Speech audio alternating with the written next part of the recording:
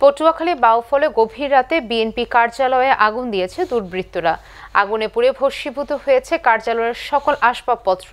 গত শনিবার রাত 2:30টার দিকে উপজেলার মদনপুরা ইউনিয়নের চন্দ্রপাড়া বাজার সংলগ্ন বিএনপি ও অঙ্গ সহযোগী সংগঠনের কার্যালয়ে এ ঘটনা ঘটেছে। বিস্তারিত দেখুন জাহিদ শিকদারের রিপোর্টে।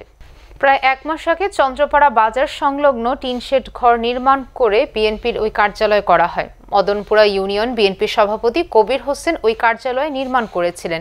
এরপর থেকে দলীয় নেতাকর্মীরা সেখান থেকে রাজনৈতিক কার্যক্রম পরিচালনা করতেন। স্থানীয়রা বলছেন, রাত আনুমানিক 2:30টার দিকে একদল দুর্বৃত্ত প্রথমে ওই কার্যালয়ের তালা ভেঙে ভিতরে প্রবেশ করে এবং পরে তারা আগুন জ্বালিয়ে দিয়ে পালিয়ে যায়।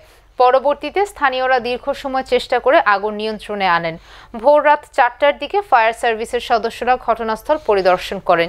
এই বিষয়ে মদনপুরা ইউনিয়ন বিএনপি সভাপতি কবির খান বলেন, কারা এই ঘটনার সাথে জড়িত সেটা জানি না, তবে আমাদের ধারণা ফ্যাসিস্টের দোসররা এই ঘটনা ঘটাতে পারে। যারাই জড়িত থাকুক না কেন তাদের দ্রুত শনাক্ত করে শাস্তির দাবি করছি।